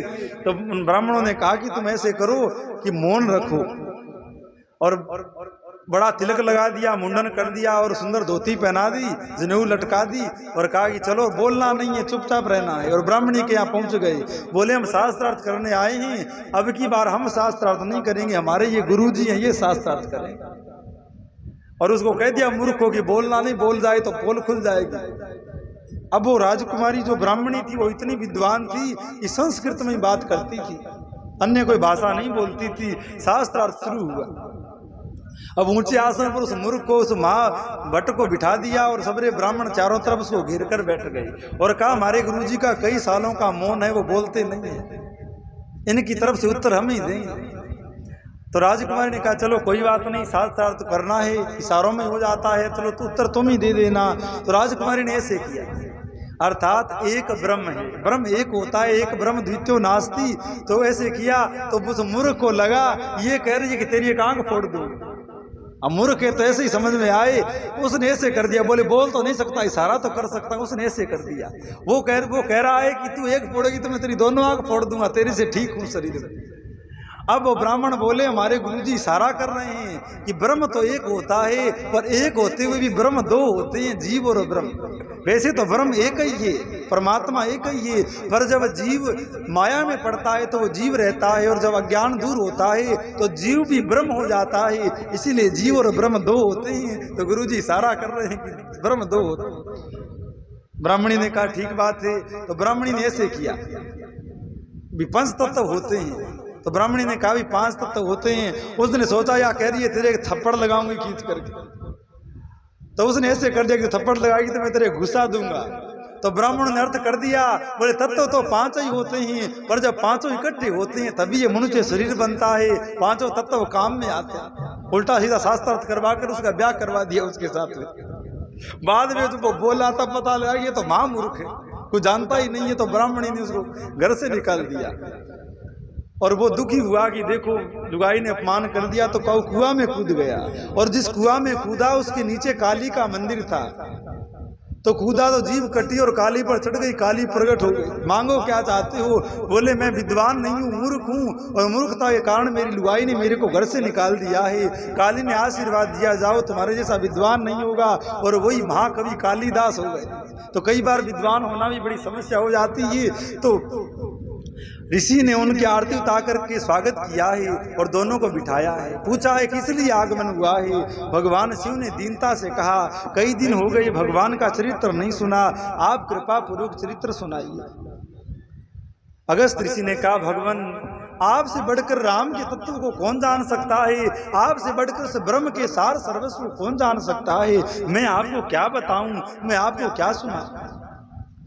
भगवान शिव ने कहा ऐसी बात नहीं है, आप जैसे प्रेमी महात्मा भगवान के मर्म को जानते हैं, भगवान के सार सर्वस्व को जानते हैं, आप राम के चरित्र को सुनाइए। और अगस्त ऋषि ने बड़ी सुंदर राम कथा शिव को सुनाई। और भगवान शिव से बड़ा राम कथा का प्रेमी और कौन होगा।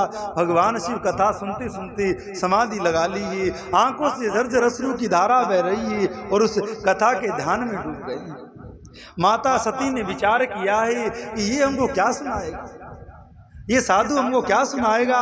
अरे नियम तो ये होता है कि श्रोताओं के द्वारा वक्ता की आरती उतारी जाती है, हम यहाँ पे श्रोता बनकर आए हैं और उल्टे यही आरती लेकर हमारी आरती उतारता है।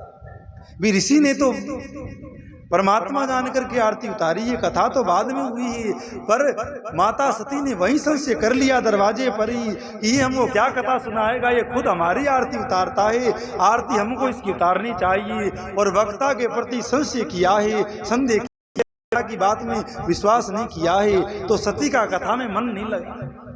सोचा कि महादेव समाधि लगा ली, वो इधर उधर उठ करके घूमने लगी, मन नहीं लगा। जैसे दो चार उधर जाके भंडार में बैठ जाते हैं और बातें करते रहते, कथा में तो उनको कोई सार मिलता नहीं, रस मिलता नहीं। उसी तरह सती भी इधर उधर घूमने लग गई। कथा पूर्ण भई, भगवान शिव की समाधि खुली है और जय जयकार हुई। जैसे ही जय जयकार हुई तब पता लगा शिव को ये कथा विश्राम हो गई। कई दिनों कथा चली, आखिर में जाने लगी। तो ऋषि अगस्त भी सामान्य महात्मा नहीं है। आई थी तब कहा था संग सती जग जननी भवानी, और गई तब कहा गई संग दक्ष कुमारी। आई तब तो जग जननी भवानी कहकर संबोधित किया, और कथा ध्यान से नहीं सुनी तो कहा कि गई दक्ष कुमारी, अर्थात भगवान के संग अब कौन गई है। बोले चतुर्बाब की बेटी दक्ष की बेटी सती गई। और उस समय त्रेता का समय था। एक बार त्रेता जुग माई, शंभु गए को मज सिपाही। साक्षात राम भगवान लीला करने धरती पर आए हुए थे और दंडकारण्य में लीला कर रहे थे। लीला क्या चल रही थी, सीता का हरण रावण ने चोरी कर लिया है और राम और लक्ष्मण सीता की खोज करते हुए उस दंडकारण्य के जंगल में घूम रहे हैं। राम जी बड़े व्याकुल है सीता के वियोग में। कथा तो आपने सुनी होगी, नारद ने नारायण को श्राप दिया है, तुमने मुझे इस स्त्री के लिए व्याकुल किया है, जाओ तुम भी मनुष्य शरीर में जन्म लो और इस स्त्री के लिए रोते हुए फिरो। उसी श्राप को सत्य करने के लिए भगवान राम सीता की खोज में रोते हुए दंडकारण्य के जंगल में घूम रहे हैं। उधर से भगवान शिव और माता सती निकले हैं। भगवान शिव ने देखा है मेरे परमात्मा, मेरे इष्ट देव साक्षात नारायण हरि संसार में मनुष्य बनकर के लीला कर रहे हैं। एक बार तो मन में आया सामने जाकर प्रणाम करूं, सामने जाकर दर्शन करूं। फिर सोचा लीला चल रही है, नाटक चल रहा है, मैं सामने जाऊंगा तो लीला में विघ्न होगा। जैसे कोई नाटक हो रहा हो तो घर वाले पीछे बैठ जाता है, छोरा हमको देगा तो संकुचा जाएगा, नाटक ठीक से नहीं कर सकेगा। राम बनाए कृष्ण बनाए तो वो ठीक से नहीं कर सकेगा, तो छुपकर पीछे से देखते। तो भगवान शिव ने ऐसा ही विचार किया कि मैं सामने जाता हूं तो राम जी को थोड़ा संकोच होगा। कहाँ वो पूर्ण ब्रह्म परमात्मा जो सबके घट की जानता है, उसको कहा ये नहीं पता कि तेरी लुगाई को कौन ले गया, पर ये लीला कर दिया है, सामने जाऊंगा तो संकोच में पड़ेंगे। तो भगवान शिव ने आकाश में खड़े खड़े राम जी को प्रणाम किया है, हाथ जोड़कर हृदय से प्रणाम किया है। सती साथ में। सती ने जब भगवान शिव को प्रणाम करते हुए देखा, इधर उधर देखने लगी, ये किसको प्रणाम कर रहे हैं।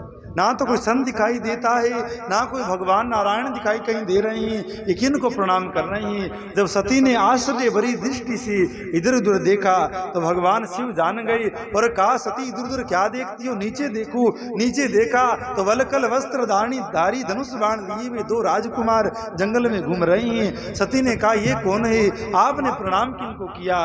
भगवान शिव ने कहा सोई मम इष्ट देव रघुवीरा, जाई सेवत सदा मुनि धीरा।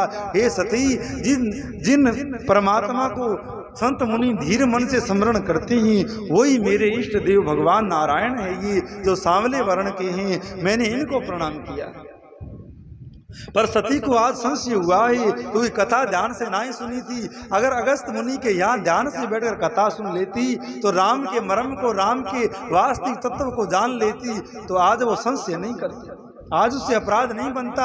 उस भगवान शिव ने कह दिया फिर भी सती मानी नहीं है। सबसे बड़ा अपराध तो यही हो गया है कि सती ने भगवान शिव की बात में विश्वास नहीं किया।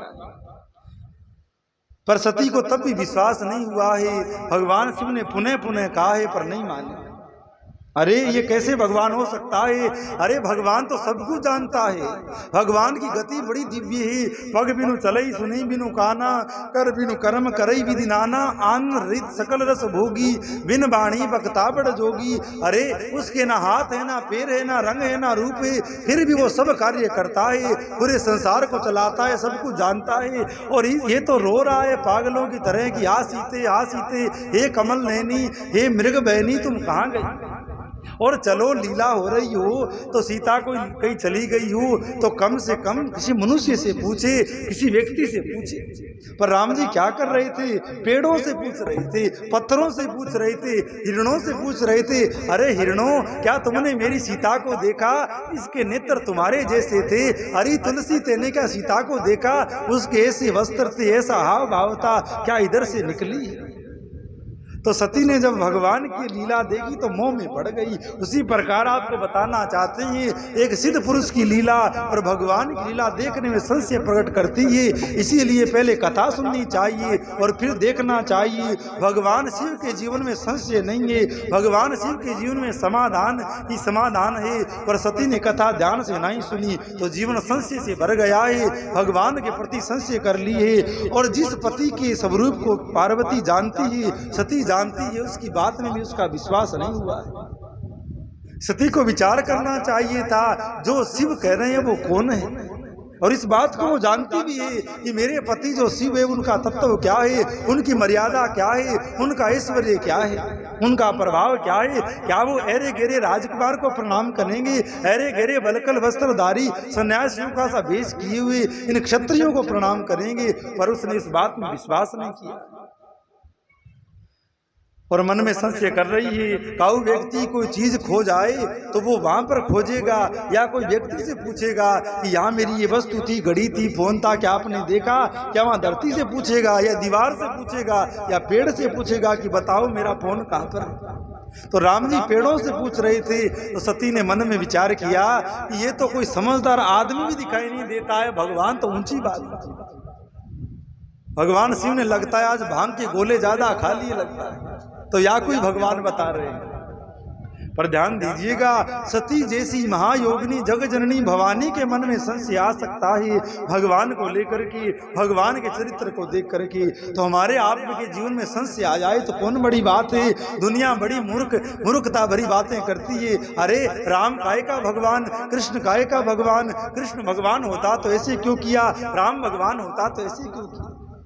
तो तेरे से पूछने आते क्या पहले कि मैं ये काम कर रहा हूं, करूं कि नहीं करूं? बोले वो तो माया में है, वो तो खुद मरने वाले हैं, तुमको क्या मुक्त करेंगे? अरे हमारी तो मुक्ति राम राम करके ही होगी, हमारी तो मुक्ति कृष्ण कृष्ण करके ही होगी। जो शिव काशी में मरने वाले को राम राम कहकर के मुक्त कर रहे हैं, वही राम हम जप रहे हैं, तो क्या हमारी मुक्ति नहीं होगी? पर जिनका विश्वास कमजोर है वो डोल जाते हैं। अरे राम की क्या पूजा करना, कृष्ण की क्या पूजा करना, शिव की क्या पूजा करना, जो स्वयं मरने वाले हैं हमको क्या मुक्त करेंगे? तो बोले निर्गुण का ध्यान करो, उस निर्गुण परमात्मा का ध्यान करो। पर उनकी गति बिगड़ने वाली होती है, तभी उनकी ऐसी बुद्धि होती है जो राम कृष्ण शिव में उनकी श्रद्धा नहीं रह जाती है और वो भगवान के लिए ऐसा बका करते हैं। तो सती के मन में भी संशय आया है और विचार कर रही है कि ये भगवान हो नहीं सकता। पर भगवान शिव जान गए कि ये नहीं मानेंगी, तो कहा कि जो तुम्हारे मन अति संदेहु तो कि न जाए परीक्षा लेहू। अरे सती तेरे मन में अगर ज्यादा संशय है तो जाकर के परीक्षा ले लो। पर सती को यहाँ पर भी चाहिए था हाथ जोड़ करके कहती, आपने कह दिया मैंने मान लिया, क्या परीक्षा ले? पर अब उसने माना नहीं और तुरंत तैयार हुई, हाँ अभी परीक्षा लेने जाती हूँ। और विचार करने लगी है कि किस प्रकार परीक्षा। तो उसके ध्यान में बात आई कि ये जो राजकुमार है इनकी पत्नी खो गई है सीता, उसको खोजते हुए फिर रही हैं, तो मैं सीता बनकर चली जाती हूँ, मेरे को देखकर राजी हो जाएंगे, बड़े प्रसन्न हो जाएंगे कि सीता मिल गई, तो जान लूंगी कि ये संसारी है, सामान्य प्राणी है, ये भगवान नहीं। और माता सती ने सीता का रूप बनाया है और राम जी इधर से जा रहे थे, उसी आगे से रास्ते से राम जी की तरफ आई है। और जैसे ही राम जी ने देखा है, कीन प्रणाम जोर प्रभु पानी, पिता समेत लेन निज नामू। भगवान राम ने अपना नाम लेकर के कहा, मैं दशरथ नंदन राम आपको प्रणाम करता हूँ। और कही बहोर कहाँ वृष केतु, विपिन अकेली फिरे कही हेतु। माता मैं दशरथ नंदन राम आपको प्रणाम करता हूँ, भगवान भोलेनाथ कहाँ पर है और आप अकेली जंगल में क्या कर रही है। जैसे ही सुना है तो भैया हजारों घड़ा पानी सती के ऊपर गिर गया।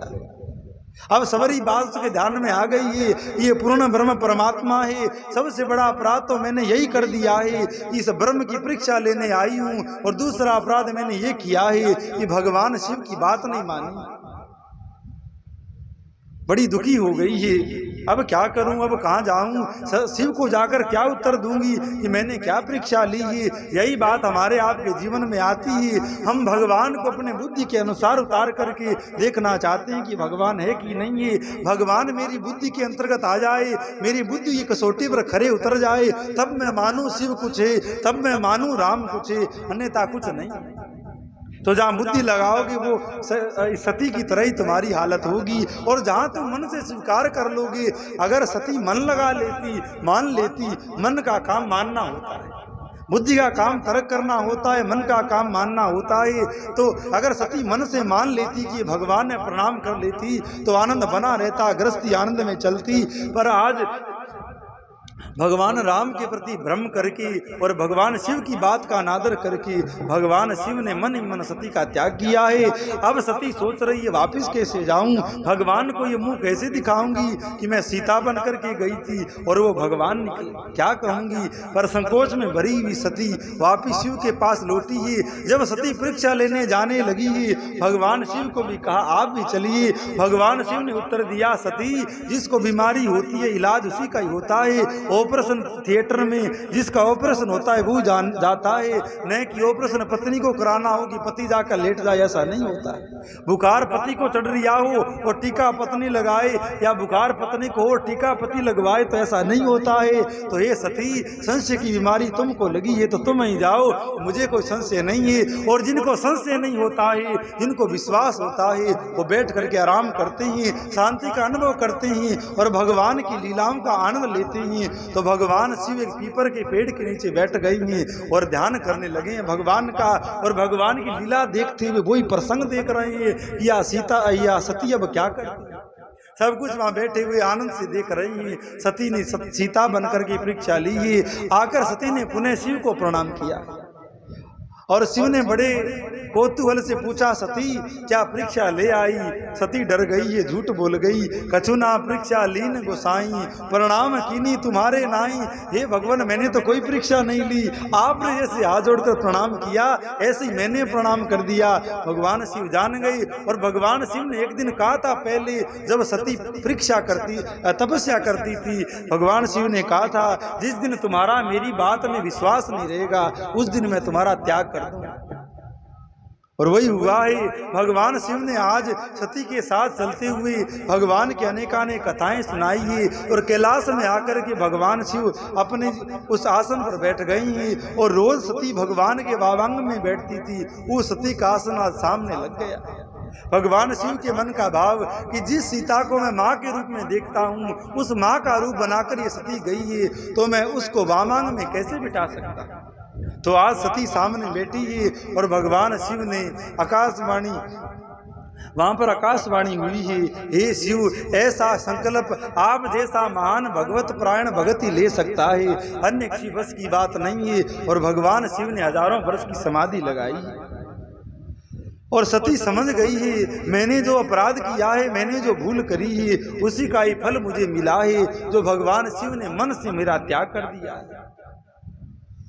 हजारों वर्ष बीत गए हैं, भगवान शिव समाधि में बैठे हैं। माता सती उस बात का स्मरण करके बड़े कष्ट में है, बड़ी पीड़ा में है। और एक दिन क्या घटना आई है कि राजा जो दक्ष है, जो ब्रह्मा के द्वारा प्रजापति बना दिया गया है, उसने शिव का अपमान करने के लिए बड़ा यज्ञ का आयोजन किया है। घटना क्या घटी थी, एक बार बड़ा आयोजन कहीं हो रहा था नेमी सारण्य में। वहां पर ब्रह्मा पधारे थे, विष्णु आए थे, भगवान शिव भी आए थे, महात्मा बहुत आए थे। उसी सभा में प्रजापति दक्ष भी आया। सब देवताओं ने खड़े होकर प्रणाम किया, क्योंकि दक्ष को श्रेष्ठ प्रजापति बनाया गया था। पर भगवान शिव तो अपने ध्यान में बैठे थे, उन्होंने उठकर प्रणाम नहीं किया। इस बात के कारण दक्ष के अंदर अभिमान के कारण शिव से द्वेष कर लिया। अहंकारी आदमी के मन में रहता है सब मेरा सम्मान करे, सब मेरे आगे झुके। जो उनको प्रणाम नहीं करता है वो उनके प्रति द्वेष कर लेता है, उनके प्रति ईर्ष्या कर लेता है। और दक्ष ने पद पाकर के अभिमान किया, और अभिमान के कारण उसकी बुद्धि भ्रष्ट हो गई है, जिस कारण वो भगवान शिव से द्वेष करने लगा है। तुलसीदास जी रामायण में लिखते हैं, प्रभु ऐसा को जग में जन्मा नाही, जाही प्रभुता पाए जाही मद नाही। कि ऐसा संसार में कोई जन्मा नहीं जिसको कुछ पद प्रतिष्ठा मान सम्मान कुछ धन मिल जाए और उसके अंदर अभिमान नहीं आए। भगवान की विशेष कृपा हो तब भले ही उसके अंदर अभिमान नहीं आए। बड़ा पद मिल गया, बड़ा धन मिल गया, फिर भी विनम्र बना हुआ है, तो मानो इस पर भगवान की बड़ी कृपा है। अन्यथा थोड़ा कुछ आया नहीं कि व्यक्ति की चाल ही बदल जाती है, बात करने का लहजा ही बदल जाता है। फिर वो 100, 200, हजारों की बात नहीं करता, फिर वो लाख और करोड़ों की बात करता है। तो यही दक्ष के साथ हुआ है, जो सती को ब्याहते समय बड़ी कृतज्ञता से शिव को प्रणाम करता था, शिव की महिमा गाता था। मेरा भाग्य बुद्धि हो गया जो मेरे घर में सती जैसी बेटी प्रकट हुई और शिव जैसा दामाद मिला। और आज वही दक्ष गर्व के कारण बुद्धि भ्रष्ट हुई, तो शिव से द्वेष करता है और शिव का अपमान करने के लिए उसने यज्ञ किया है। उसी सभा में उसने शिव को श्राप दिया था कि तुमको यज्ञ का भाग नहीं मिलेगा। अरे इसको इस सतपुरुषों की सभा में किसने बुलाया है? ये शमशान में रहता है, ये भस्म लगाता है, रोज नहाता नहीं है, रोज स्नान नहीं करता है, भूत प्रेतों के बीच में रहता है, बहुत प्रकार की गाली दी है। और इधर शिव गणों ने भी ब्राह्मणों को गाली दी है। बोले आज से ब्राह्मण वामपंथी हो जाएंगे, कर्म कांड का आश्रय लेंगे, वेद के सार को भूल जाएंगे और वेद का आश्रय लेकर के अनेकानेक कर्म कांड करके अपनी गति बिगाड़ेंगे। ब्राह्मण भिकमंगे हो जाएंगे, लक्ष्मी इनको त्याग देगी। अनेकानेक प्रकार के श्राप श्रृंगी ने ब्राह्मणों को दिए हैं। और साधु का नाम हम भूल रहे हैं, तो नारायण दक्ष ने भी श्राप दिया है कि आज से सबरे शिवगण शिव भगत ऐसे हो जाए, ऐसे हो जाए, और सबरे श्राप सत्य होते ही। तो ब्राह्मणों को श्राप दिया वो भी सत्य हो गया है, और जो श्राप शिव भक्तों को दिया है वो भी सत्य हो गया है। तो ध्यानपूर्वक सुनिएगा, राजा दक्ष ने जो हरिद्वार का कनखल क्षेत्र है, ऋषिकेश क्षेत्र में उस यज्ञ का आयोजन किया है, और बहुत भारी मात्रा में भव्य पंडाल बनाए गए हैं, भव्य संत ब्राह्मणों को निमंत्रण दिया गया है और भव्य आयोजन हुआ है। पर भगवान शिव के नाम का तो भाग नहीं रखा गया है, ना शिव को बुलाया गया है। तो सती कैलाश में विराज रही है, क्या देखती है? राजा सती माता सती की और भी बहनें हैं जो विमान में बैठकर यज्ञ में जा रही है, पर जानबूझ करके अपने रथ को यज्ञ के ऊपर से ले जाती है सती को पीड़ा देने के लिए कि पिताजी ने हम सबको तो बुलाया है, सती को नहीं बुलाया है। सती ने पूछा, अरे बहनों तुम सब रथ में बैठ कर सुंदर श्रृंगार करके कहाँ जा रही हो? उन्होंने कहा, अरे बहन क्या तेरे को पता नहीं है, पिताजी ने बहुत बड़ा यज्ञ का आयोजन किया है जिसमें हमको निमंत्रण दिया है, क्या तेरे को नहीं बुलाया? सती के मन में ऐसे पीड़ा हो गई है, मैं अपने पिता की सबसे छोटी पुत्री हूँ, सबसे लाडली प्रिय हूँ, मुझे नहीं बुलाया, मुझे तो सबसे पहले बुलाना चाहिए था। भगवान शिव के पास आई, कहा क्या आपको निमंत्रण मिला हो? आप मुझे बताना भूल गए हो, क्या आपको सूचना हुई है? तो आज शिव ने पूरी कथा बताई, कहा हमको सूचना हुई भी नहीं है और सूचना होगी भी नहीं। तब सती ने पूछा, क्या कारण है? बोले, इस तरह करके तुम्हारे पिताजी ने मेरे को श्राप दिया, बड़ी बहस हुई है और तुम्हारा पिता मेरे से द्वेष करता है। पर सती पिता के प्रेम में बड़ी डूबी हुई लाडली बेटी है। उसने कहा कि पिता के घर में, गुरु के घर में मंदिर कथा भागवत में बिना बुलाए भी जाना चाहिए। अरे क्या पता पिताजी भूल गए होंगे, वो उनको काम काज में याद नहीं रहा होगा, हम जाएंगे तो तुरंत उनको याद आ जाएगा, वो प्रसन्न हो जाएंगे, आप चलिए। शंभु ने कहा, देख सती, ज्ञान की बात सुन, बिना बुलाए कहीं जाना नहीं चाहिए, भले ही कोई स्थान हो, आवत ही हर से नहीं, नैनन नहीं स्नेह, तुलसी कहा न जाइए, जहाँ कंचन बरसे मेह, जहाँ पर जाने से तुम्हारा आदर नहीं हो, तुम्हें वहाँ प्रेम पूर्वक बुलाया नहीं गया हो, वहाँ चाहे सोने की बरसात होती हो, वहाँ जाना नहीं चाहिए। बिना बुलाए जाते वो ओछी बात कहते, तो ये सती बिना बुलाए हम नहीं जाएंगे। सती महान पीड़ा से ग्रस्त हुई है, दुखी हुई है। कहा आप तो बड़े कृपालु हुए, दयालु हुए, किसी के दोष को देखते नहीं है, आप चलिए। पर भगवान शिव ने स्पष्ट कहा है, आखिरी में भगवान शिव जान गए कि अभी आप मानने वाली नहीं।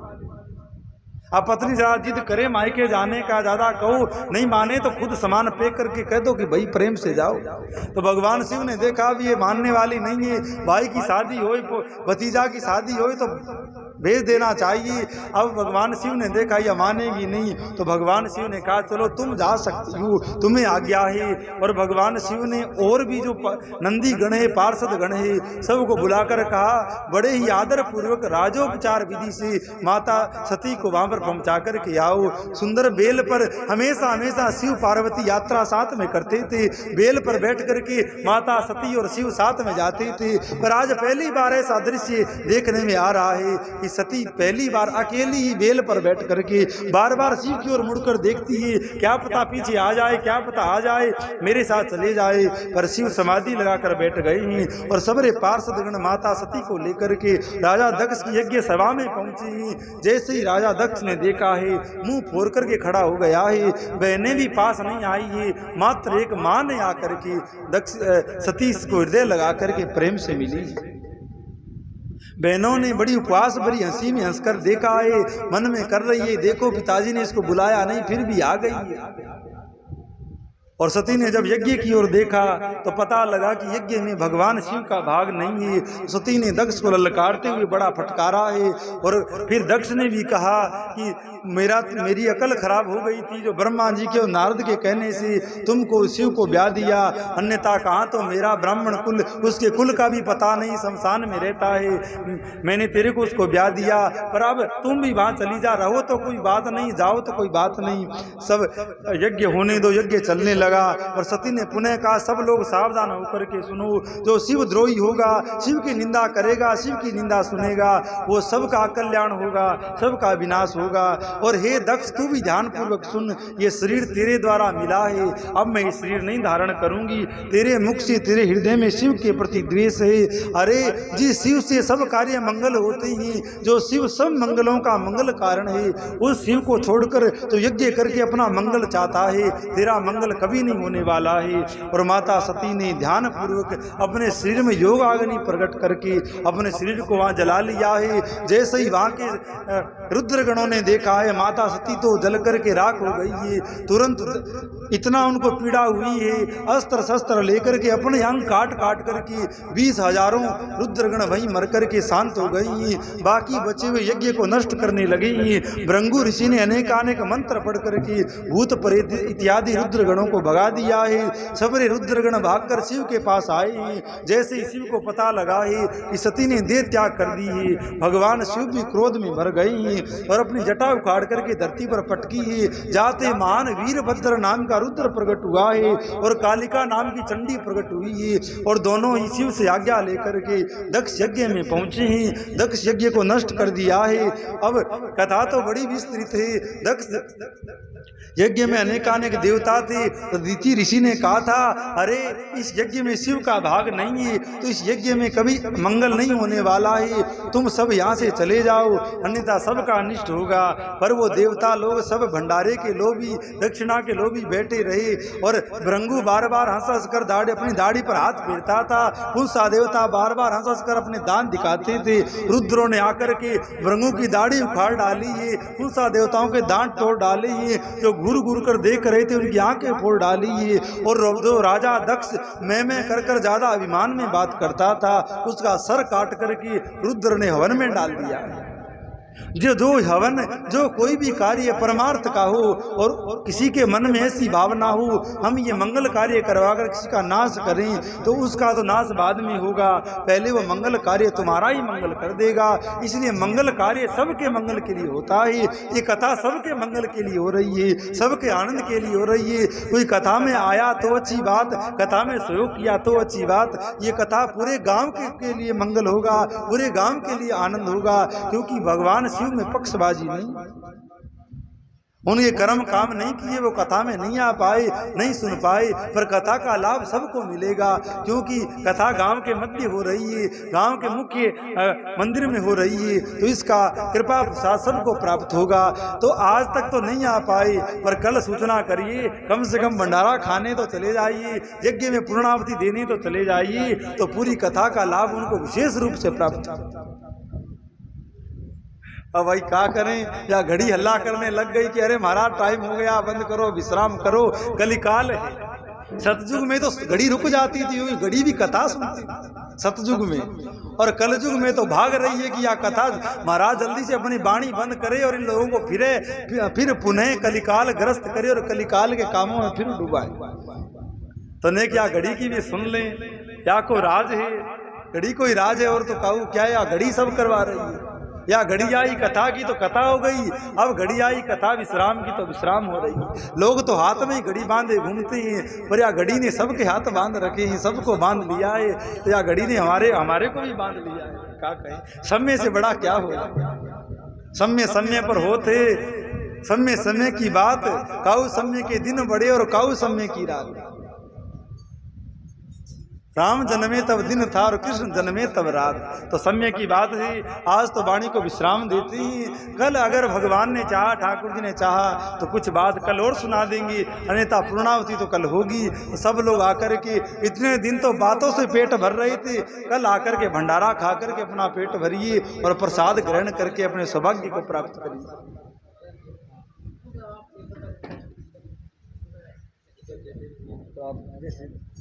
आप बताओ, हिसाब से कर देंगे।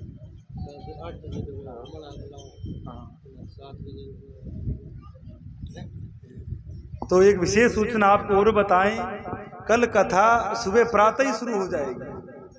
सुबह दास भी प्रयास करके जल्दी पहुंचे।